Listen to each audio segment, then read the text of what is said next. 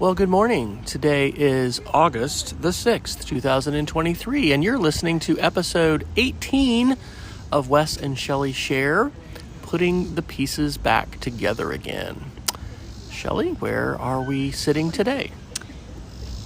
This morning, it's a Sunday morning, and we are at the People's Market. It's a place that Wes and I love to have coffee and sit before church. Today we've decided to not go to Sunday school, which we usually do, so that we can sit here and reflect and record this podcast. But we're sitting outside this morning. It is uptown Charlotte. It's near the medical community. It has a streetcar that passes by. I don't know if it runs on Sundays, but anyway, it's a wonderful location on a Sunday morning. So I was just looking, and episode 17 was View of Heaven Farm on, I think, July 16th, so almost a month ago. Our goal was to try to do these weekly on Sundays, but life happens, that's right. And we were just sitting here this morning thinking about, I was wanting to go back to May when our middle daughter Sarah graduated from college, and our youngest daughter, Rachel, graduated from prep school and then went to the Air Force Academy, and then all the family stuff. I mean, there have been so many things that have happened, and I feel like we've really just hung on for dear life in some respects. We've also really enjoyed it. This has been a summer of healing. This has been a summer of rest and recovery. And so that's some of the thinking around calling this Putting the Pieces Back Together Again. So, Shelley, why do you feel like putting the pieces back together again is a good topic for this and a good thing for us to talk about? Which, by the way, maybe for Philip Cummings and his wife and our daughter Sarah and no one else. We don't know. Oh, and Kristen Leard. Anyway, if you're listening, we do love to know about that. And I guess we've been thinking about really our own children as some of the most potentially important people that could end up listening to this. But as I've done with other podcasts, it's sort of less important who listens as the process of reflecting. So talk to us about putting the pieces together. So definitely, Wes and I have been reflecting on all of the life changes we've made in the last few years, really. And even in this past year. And I think we've had so many things interrupt. Could we say that? Disrupt. Life, good things, difficult things, milestones that have happened, losing parents, kids going off to college, moving across the country. And so I guess I have described myself as feeling a little scattered. And I told Wes the other day, I feel like I've lost my mojo. I mean, I need to get my mojo back. I need to get to a place where I think you're going to use the word integrated. And Wes can talk more about that, but where I feel whole again. And so, yes, this has been a time of healing, and not as if we've been ill or sick, just changes, And so putting the pieces back together again, discovering again who we are, what are the things that we like, what are the things that we want to do. I've learned so much this year. So we're going to talk a little bit about, for me, what it feels like to be a mother and what it feels like when you have children and how your life begins to take on different perspectives, different objects, different goals. When you become a mother, I feel like at that point, I mean, even more so than becoming a wife, but becoming a mother and being responsible for somebody else's livelihoods or somebody else's, for a person. And but yet I was a person before that. So I guess I want to be putting together who is Shelley Fryer, well, who is Shelley Ward, and becoming and integrating that person again. And then we're going to do Wanderlinks and Wonderlinks like we always do. And we want to, as Shelley said, sort of reflect too on the past and kind of where we've been. Because we are empty nesters. And we don't know for sure if one of us is going through a midlife crisis. But, when you are... That would be Shelley. When you have significant changes in your life, there is real psychological trauma. There could be physical trauma, but there's psychological trauma is real as well. And some of the learning and the psychological trauma, which Shelley experienced and we experienced together, had to do not only with moving and the tearing of relationships and away from the known and the familiar and the comfortable, but also the situation that Shelley found herself in at school. And there's a bunch of this that we can't talk about. We may never publicly talk about. This is just sort of the nature sometimes of life, I guess. But there are things that can happen in your life that are big signs that you're like, okay, I'm not all right with this. Okay, this is a sign. I do not want to become the person I see myself becoming. And I certainly have had that experience, which led to some significant professional change, and that actually a similar kind of thing has happened to Shelley. Okay, we wrote down losing yourself in kids. One of the things that we've done is we have both Apple TV and Chromecast. We have a Chromecast on one TV and Apple TV on both. And it's really lovely to set the screensaver to different albums, and then with highlights, Apple TV pulls all kinds of different things. It's my feed. That's what I have connected. Although we share pictures too. And then with the Chromecast. And anyway, it's just, these are reminders how quickly things have changed. So, Shelley, when we wrote Losing Yourself with Kids, it was not very long ago that we had 3 children in our house. We were driving all kinds of carpool. We had an aspiring Broadway, actress and musical theater child who we still do and is still filled with creativity. But it was just that was an intense time. And there were so many different layers to that. So what did you mean by losing yourself with kids? And how is that a challenge now in the empty nest when the kids are not physically present right now? Well, I think I have to go even further back than that, because when we had children, I had made the decision to become a stay-home mom. That had been my life's goal and my life's dream was... I was like... I wanted to be a stay-home mom. I had been teaching for, I don't know how many years, almost 7 years, I think. And I was ready to be a mother, and I was ready to stay home and be a mother, and I wanted that. And so I don't feel like that was as big a transition for me, is because I jumped into it, 100%. It was hard, but I really enjoyed being a stay-home mom. And we planned on that, and we made sacrifices for that, and we, lived close to school. And we had one car. We had a very small starter home.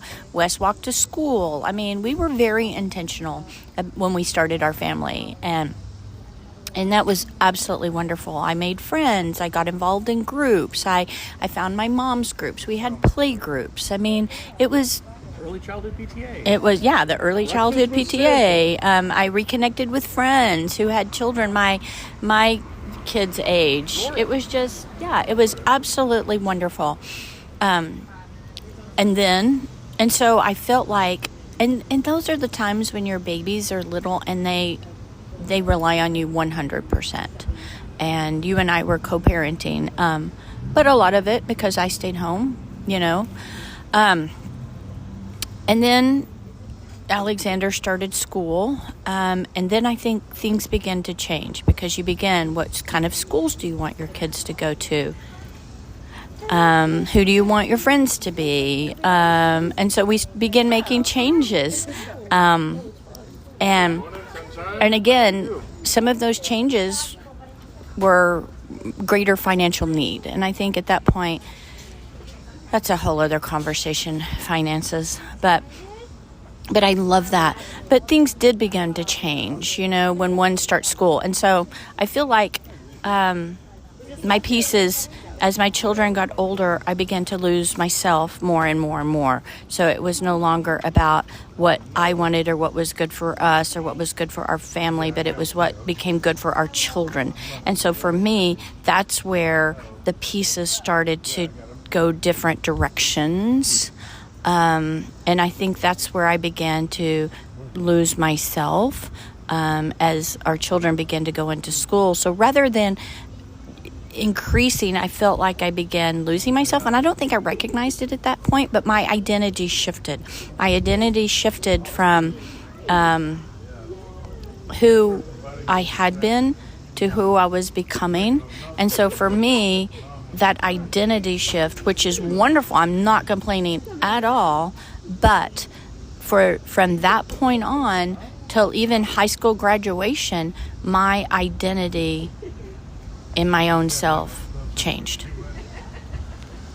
So only in the last few years have I got to the point, and hopefully I can do this, I'll do this without being emotional. Have I gotten to the point where I feel like an integrated human? And I have that language from Kurt Gruhl, who is my spiritual director and has been for over 10 years. But I need to make an appointment with him, by the way, because I missed my last meeting. He talks about how, when folks reach middle age, I don't know, 50s or whatever, then sometimes one of the things psychologically or sociologically that people try and do, or that does happen, and that is a healthy thing, is becoming integrated, where you're not like, we all have different hats that we wear, maybe masks that we put on, different personas, there's different roles that we have, but sort of having those come together and being really comfortable showing up as yourself. This last 2 years, 2 years, I guess, has been a big time of thinking and processing for me, with Rachel deciding she wanted to go to the Air Force Academy, because for most of my life, until I was 23, I wanted to be an Air Force officer, and I wanted eventually to fly and be a pilot and serve in the military and have a career.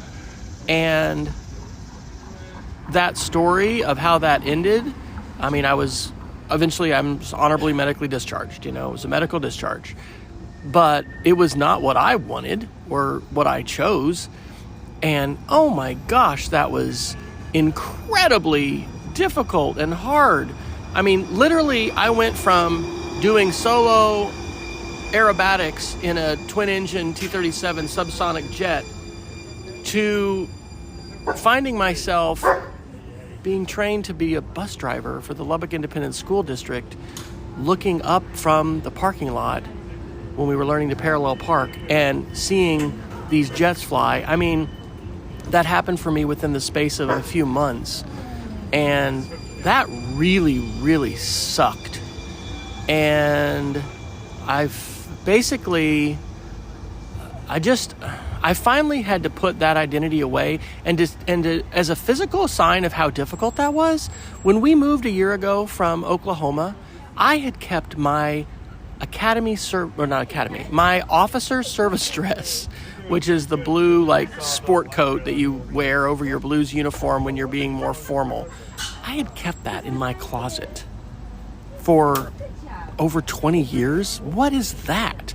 But there were certain things that I wasn't ready to part with. In fact, I wish I hadn't parted with my jump boots and I had my combat boots from basic, literally, and just these different things that were physical. And I know that, when older parents move out of their home or their cottage or whatever, it can be very hard to part with things. But anyway, identity, it is a struggle. Okay, we wrote down there your mom losing herself. Do you want to talk at all about this? Because some fears that you've had are tied to some of that, and thinking about your mother.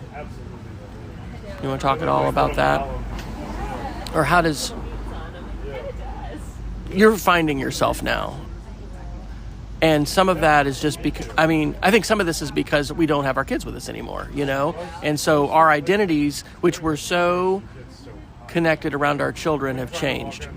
But anyway, I interrupted you too, because you were going to talk more. You went all the way back to the beginning of parenting, and there's a lot of stuff in between there too, from the early days of parenting to teenagers to more recent. Well, and I don't... It was like 30. You know what? We need halftime. We've been going for 15 minutes. Yeah, we've been going for 15 minutes. Okay, so the part that I know that everyone's waiting for with breathless anticipation, it's halftime. And we'll be back to talk some more about these ideas, but also living our best life, wellness, being a working mom through the years, and talking about teachers and having a relationship with the parents of students. This is like, who do we want to aspirationally be as we put the pieces of our lives back together?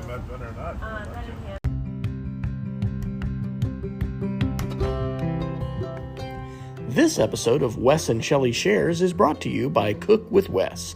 Cook with Wes is my, Wes Fryer's, personal passion project, sharing lots of food photos, a few recipe videos, lots of barbecue and smoked meat adventures, and many other recipes from my indoor and outdoor kitchens. You can find all our family recipes on food.wesfryer.com and follow Cook with Wes on Instagram, TikTok, Facebook, and Twitter. If you're on Mastodon, and really, why not? Since Twitter has become a bit of a dumpster fire, you can search for the hashtag CookWithWes to find my latest food shares there. Well, I did start a separate YouTube channel for Cook with Wes, but I've continued to post most of my cooking videos on YouTube on my main channel. You can access the complete playlist at wfryer.me/cook. Thanks for tuning in to Wes and Shelley Shares. I hope to see you on social media on one of the channels for Cook with Wes.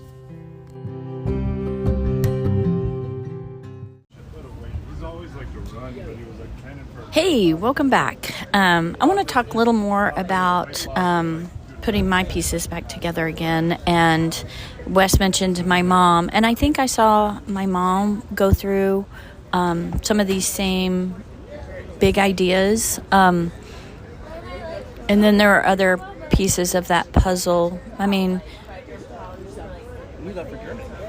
Yeah, that I think I contributed to.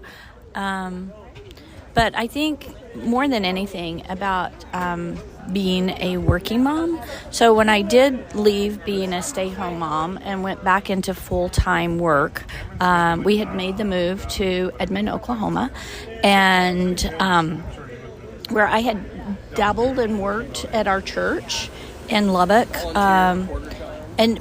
So it was a natural progression. The door opened and I walked through it. What I absolutely loved about that, and Kristen, I know you listen to these sometimes, but is that I met a fabulous person who was doing this journey just like I was, and really helped me through.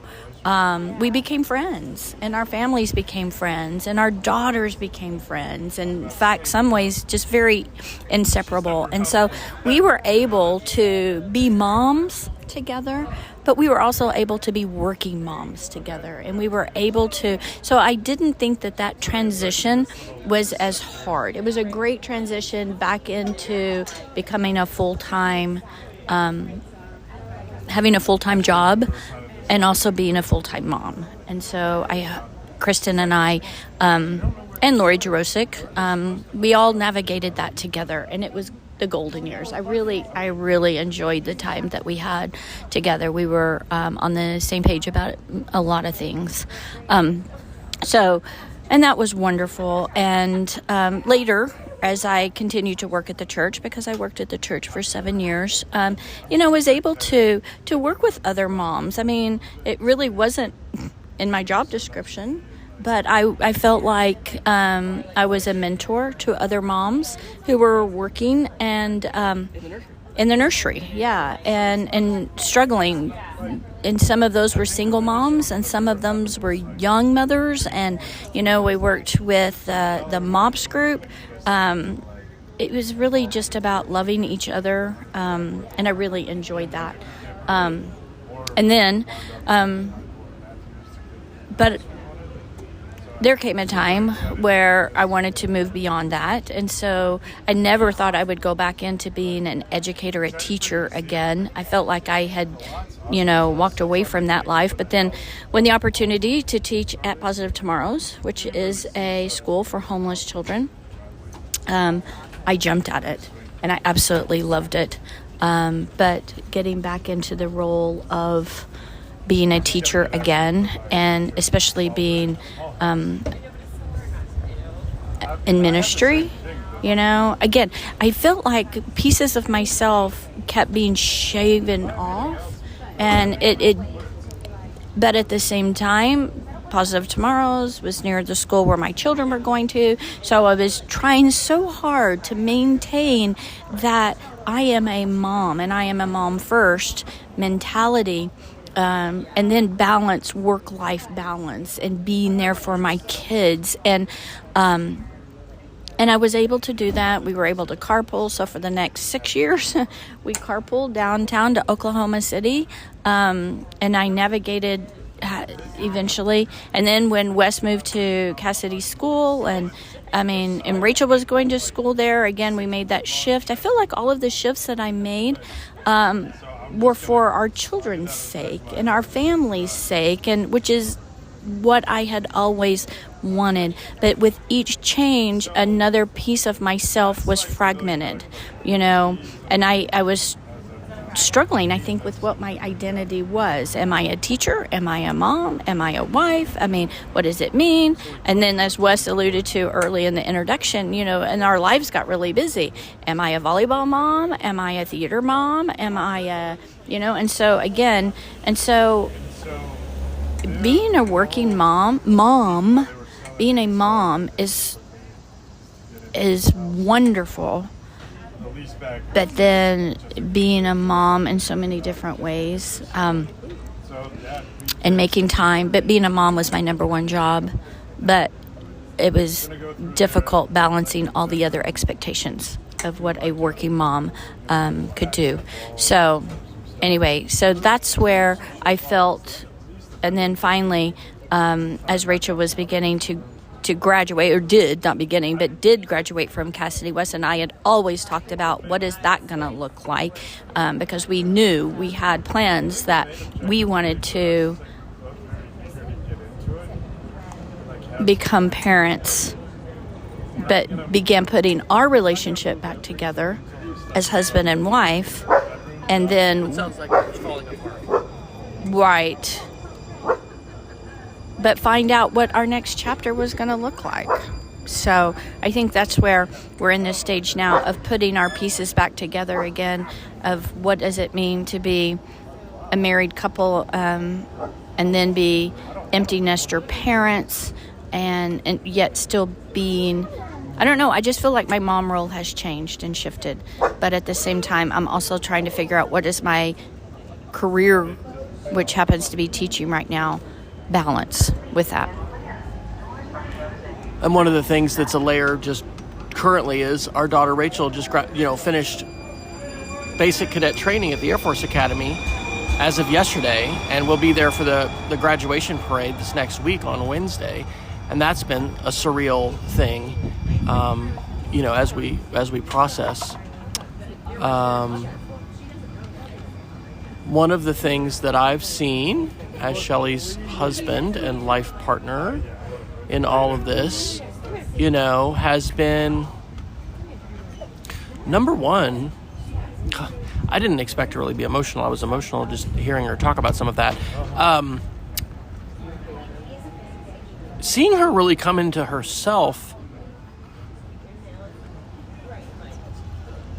for the call that God has on her life. Working at Positive Tomorrows was, I think, definitely a God thing. The doors that opened for her to be able to just see and support and be a friend to so many people, mostly single moms, gain a window into a world oftentimes defined by poverty, but also defined by racism and by so many different things.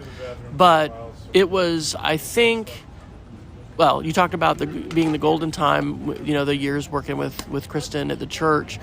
I think that Positive Tomorrows in its own way was a golden time, but it was also an extremely consuming time because I saw Shelley's emotional energy being really sapped and taken. And then ultimately there were some things which we won't go into, but it became a situation where she had to leave. And well, and I just want to say that, God puts people in your life to help you through that, because at Positive Tomorrows, I met another significant person in my life, my friend Susan Paz, who, and she and I, again, are still very close friends, but and she's in Ecuador. And she lives in Ecuador. But she and our friendship developed over a few years by working there, but that trust level and having her there too, we both took our jobs very seriously and were very relational and worked really hard at doing what was best for children. And I think part of what Wes began to see in our family was that I was pouring so much into my job emotionally and yet my own children also needed me to be emotionally present, and my husband needed me to be emotionally present. And I know Susan understood that. We all understood that, and we worked through that. But again, I felt like those pieces, God put people in place for me to lean on during those times, because nobody else quite understands what that feels like or looks like when that is happening.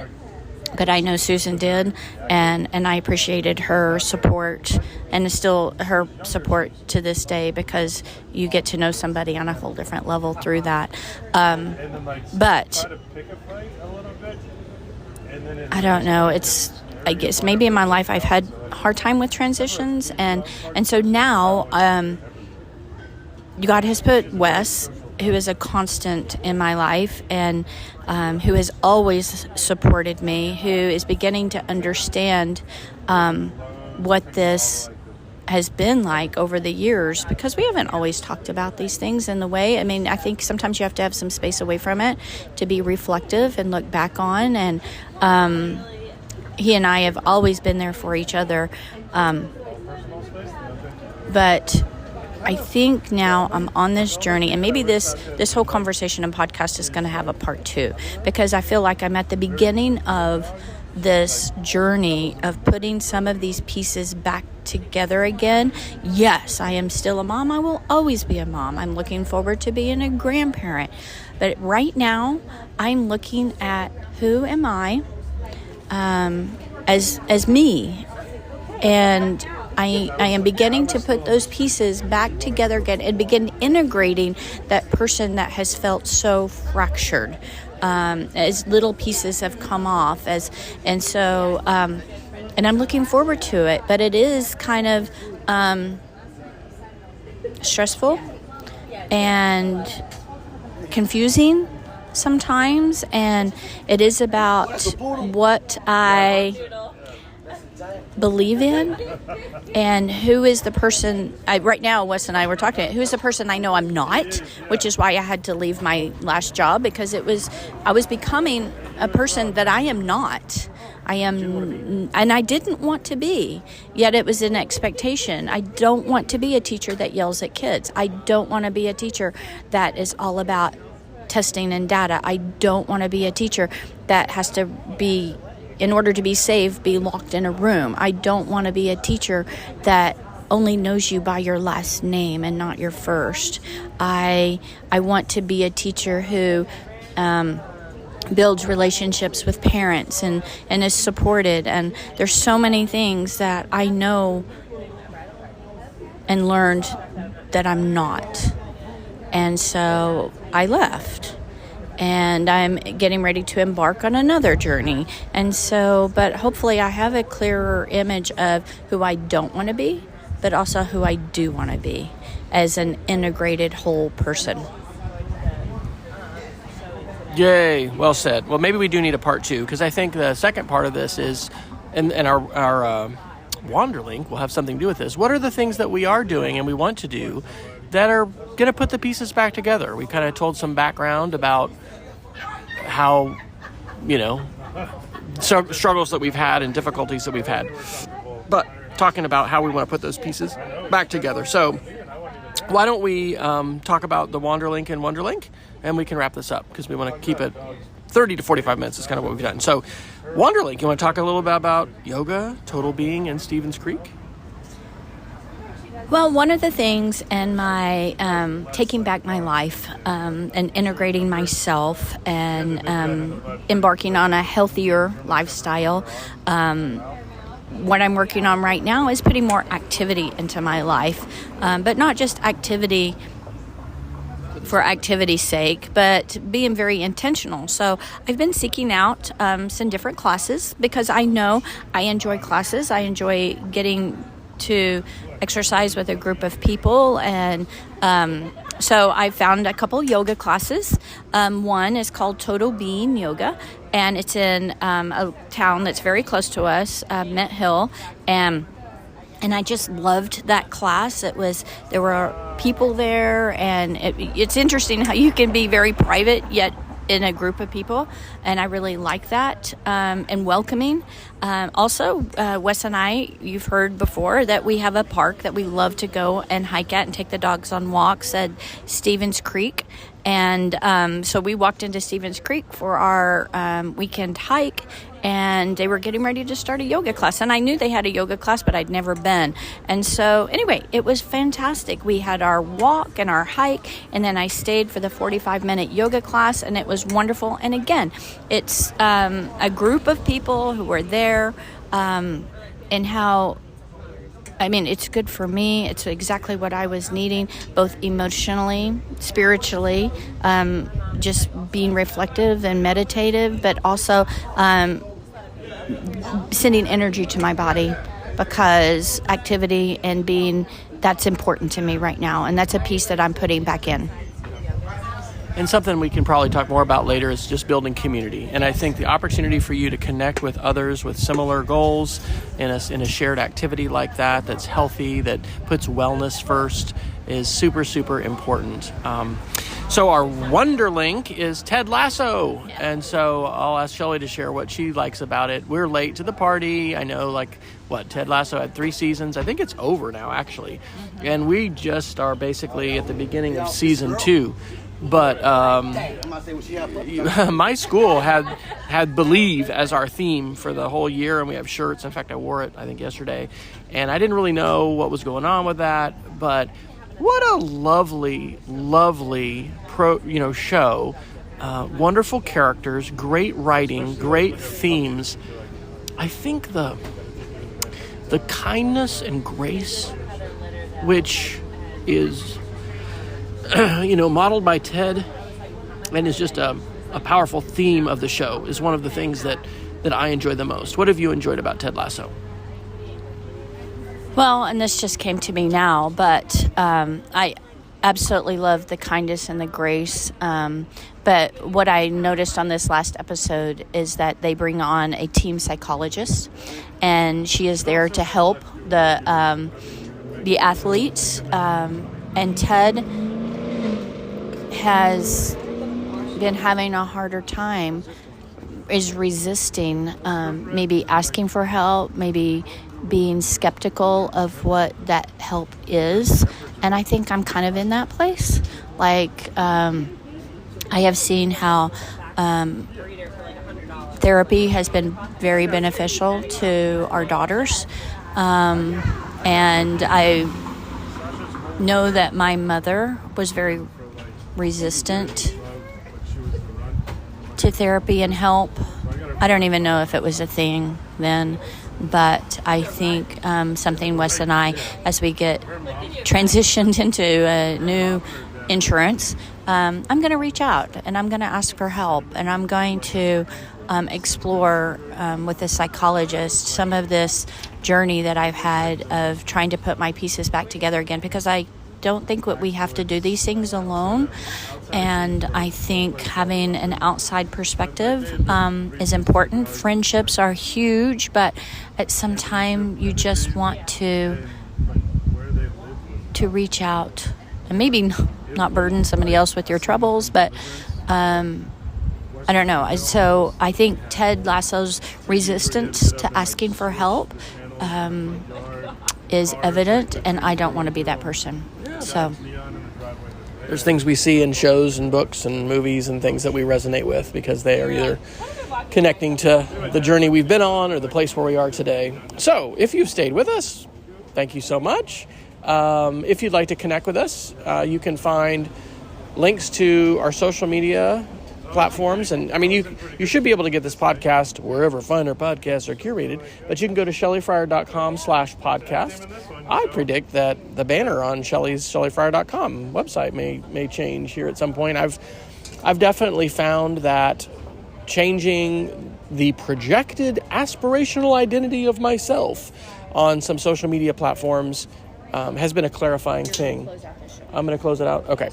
All right. So, anyway, Shelley's first day of work at Providence Day School is tomorrow on Monday. So she picked up her computer, got her email address on Friday, and she's going to be able to be there for that day before, unfortunately, we have to miss a bunch of the other prep days for the start of the school year. But we'll start school with kids week after next. And just like we did at Cassidy for 5 years, we're going to get to carpool together. And it's interesting because we were talking today about like having earbuds and listening to our own podcast, because one of the things that she and I both really enjoy is being able to make choices about what kinds of media that we consume in our commutes to work. And this last year, where she was going down to Monroe to Shiloh Valley Elementary, and I was going, towards Uptown and South Park to Providence Day, I didn't listen to a podcast every day, but I did frequently, and she did as well.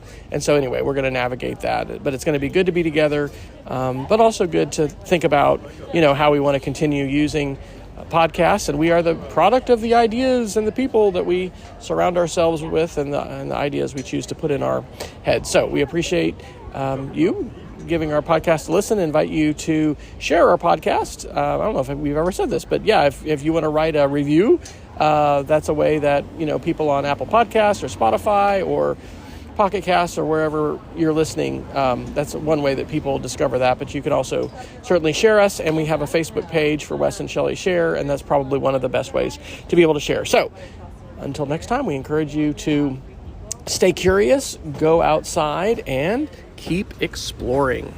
Take care, everybody. Wes and Shelley Share is a weekly podcast recorded and published on Sundays by Wesley and Shelley Fryer of Matthews, North Carolina. Learn more and find links to connect on social media to Wes and Shelley by visiting shelleyfryer.com/podcast. Content on this podcast is licensed under a Creative Commons Attribution Only 3.0 license. The Wes and Shelley Share podcast is recorded and published with Anchor and distributed on all major podcast channels, including Apple Podcasts, Spotify, Google Podcasts, Pocket Casts, and more. Please share our show on social media and tell others about us. Let us know on Facebook or via other means what you like about the show, that you're listening, and if you have any suggestions for future episodes. Stay curious, go outside, and keep exploring.